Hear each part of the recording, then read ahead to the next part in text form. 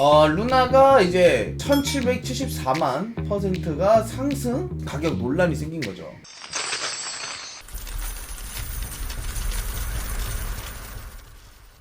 자, 금일 PPT 진행을 하도록 하겠습니다. 오늘의 주요 내용이 첫 번째 스테이블코인과 루나, 권도형에 대한 관련 뉴스입니다. 그리고 두 번째는 국제경제와 가상자산 관련 뉴스예요. 자, 첫 번째 내용부터 진행을 하도록 하겠습니다.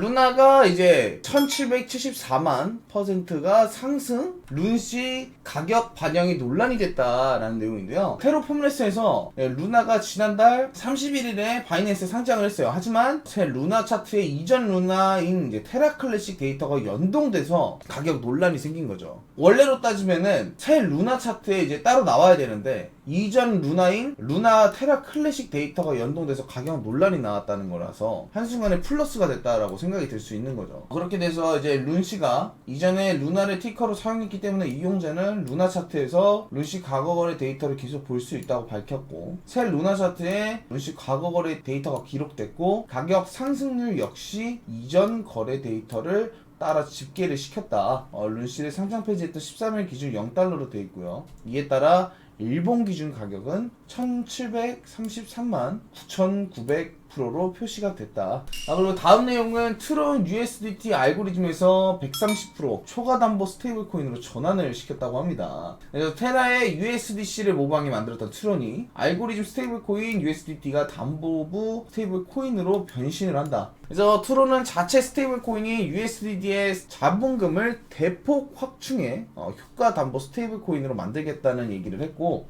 저스틴선이 알고리즘적으로 유지하기 위해 고안된 USDT를 담보가 있는 코인으로 만들겠다고 말을 했습니다. 130%까지 확대를 하겠다. 그러니까 이거는 여러분들이 참고만 하시면 돼요. 아직 여러분들한테 큰 내용이 되지는 않을 수 있어요. 트론이 좀 오를 수 있겠다, 그냥 그 정도 생각하시면 될 것 같아요. USDT를 대신할 것을 계획하고 있다라는 걸 알고 가시면 되는 겁니다. 권도형이 싱가포르에 있고 수사 요청이 오면 이제 응할 것이다. 권도형 테라폼레스 대표가 현재 싱가포르에 머물고 있는 것으로 이제 전해졌고, 제3국 도피셜까지 제기가 됐지만 그가 여전히 본사가 위치한 싱가포르에 있다는 가족의 증언까지 나왔죠. 그래서 이제 접촉한 권 대표의 아버지 권 아무개 씨는 아들과 연락이 되지가 않는다. 그러면서도 아들은 싱가포르에서 처와 아이를 데리고 살고 있다고 전했고요.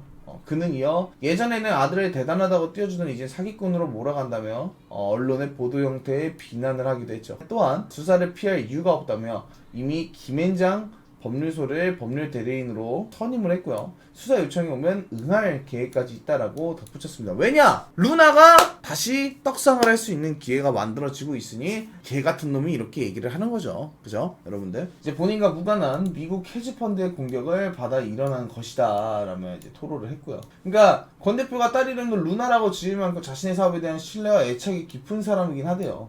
근데 뭐 어떻게 결국에 떨어져서 모든 사람들이 돈을 어마무시하게 잃었는데 어떻게 할 건데?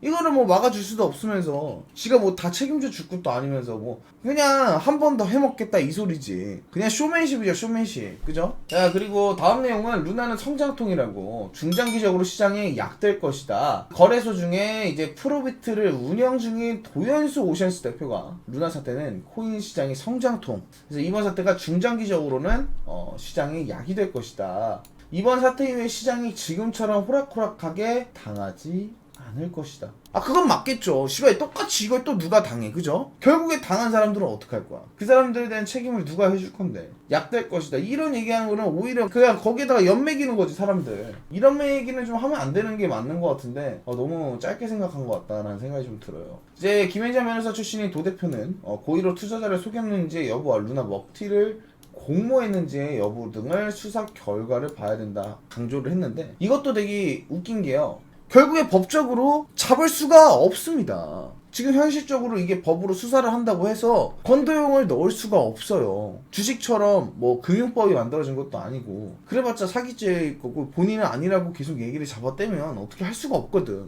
법이 나온 게 아니기 때문에. 그래서 알고리즘 스테이블 코인이 스테이블 코인과 다른 점을 정확히 공시를 해야 하고 투자자 오해가 없도록 공시를 강화해야 된다. 결국에는 말 잘해라 이 소리죠. 그래서 루나를 잡겠다고 전체 가상자산 시장을 옥죄할까 걱정이 많다며 급박사료를 우를 범하지 말아달라고 당부를 했다. 이유가 무엇일까요? 거래소 입장에선 돈 띄어먹기 가장 좋은 게 루나였거든. 업비트에서 돈을 무지하게 많이 벌었습니다. 우리가 모를 뿐 추측성으로도 엄청 많은 돈을 벌었단 말이에요. 그래서 이제 월가 거물 요시카미 CEO가 경기 침체 가능성이 60% 이상이다라는 내용이 나왔고요. 마이클 요시카미 데스티네이션 자산운용 최고 경영자가 미국의 경제 침체 가능성에 대해 경고를 했고, 이제 그래서 인플레이션을 잡기 위해 연준의 금리 인상이 오히려 미국 경제를 압박하고 있다, 이렇게 얘기를 하고 있어요. 사실 인플레에 관련된 내용을 제가 웬만하면 여러분들한테 전달을 안 하려고 해요. 솔직히 우리가 금리 인상되는 거에 대해서 이런 내용이랑 모르는 사람 없죠. 그래서 최대한 전달을 안 하려고 하는데 몇 개만 추려서 가져왔습니다. 미국 주요 기술주들이 반등 가능성이 높을수록 희박해지고 있는 글로벌 투자은행 뱅크 오브 아메리카의 분석이 나왔어요.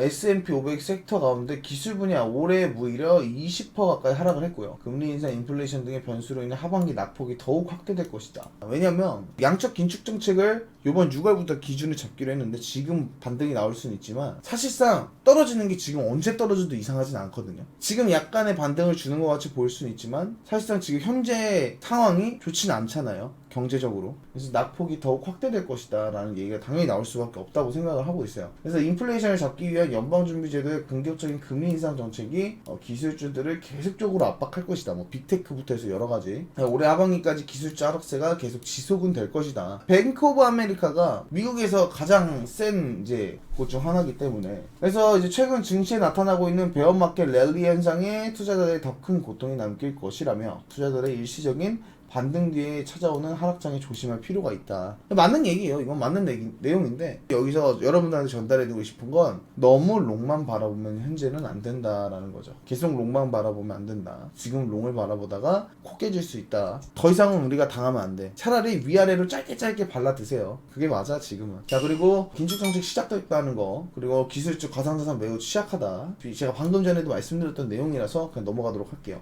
긴축 공포 완화 국면이라고. 경기 침체 대한 우려가 다소 완화되고 있는 가운데 우리 증시는 미국 긴축에 대한 공포 심리가 완화되는 장세에 나타날 것으로 전망이 된다. 근데요, 이 내용들을 저는 보면서 또 무슨 생각이 드는지 알아요? 갑자기 또 나락가잖아요. 또 이거 떨어지면은 걔 지랄병 나와요. 또 얘네들 뻔해. 그러니까 이게 약간 좀 사람들 끌어오르게 한 다음에 개미들 꼬셔놓고 그 다음 또 죽이고, 개미들 끌어놓고 죽이고, 지금 이걸 반복하는 것 같아서 차라리 저라면은 그냥 무조건 짧게 추세에 맞춰서 그냥 짧게 드세요. 그러신 분들이 지금 돈 제일 많이 따고 있어. 자, 그리고 마지막 내용입니다. 코인 투자자들의 손실 증가를 규제를 요구할 것이다. 이제 투자자들의 손실이 계속 쌓이면서 이들의 규제를 요구할 것이다 라고 주장을 했어요. 아니, 이게 웃긴 게 뭐냐면요, 본인들이 떨굴게 만들잖아, 상황을. 그죠? 크리스토퍼 월러의 연준 이사는 최근 스위스에 열린 가상자산 관련 컨퍼런스에서 투자자들이 막대한 손실을 입으면서 긍정적으로 가상자산 대한 규제를 요구를 했다. 그래서 개인의 손실을 사회화하면 개인 투자자의 전체로 만들려는 요구가 있다는 것은 역사가 보여준다. 새롭고 혁신적인 금융기술 일반 투자자의 피할 수 없는 손실을 초래할 때 규제되는 경우가 많다.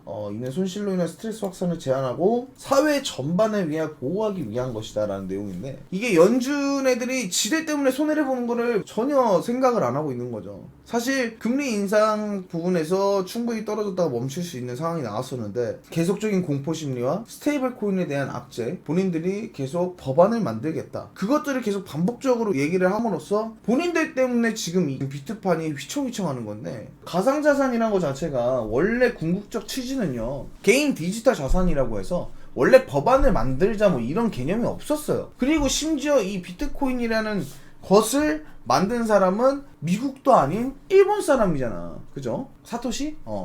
그분이 만든 건데, 지들이 왜 권리를 갖고 지들이 이거를 논하고, 이게 잘못된 건데, 결국에는 비트가 오르면 자연스럽게 해결될 일이긴 해요. 일단은 여러분들, 제가 오늘 내용은 마무리를 짓고 루나에 대한 내용이 거의 메인이었다고 생각하시면 됩니다. 이제 바이낸스에서 루나를 이제 다시 시작하게 될 것이고, 비트가 이 상황에서 바닥을 한번 다져 놓은 상태에서 올라가는 상황이 나오면 결국에 루나도 다시 올라가는 상황 나오겠죠. 계속적으로 여러분들한테 이제 권도형에 대한 얘기를 많이 전달을 할 건데, 금일 PPT는 여기서 마무리를 지을게요.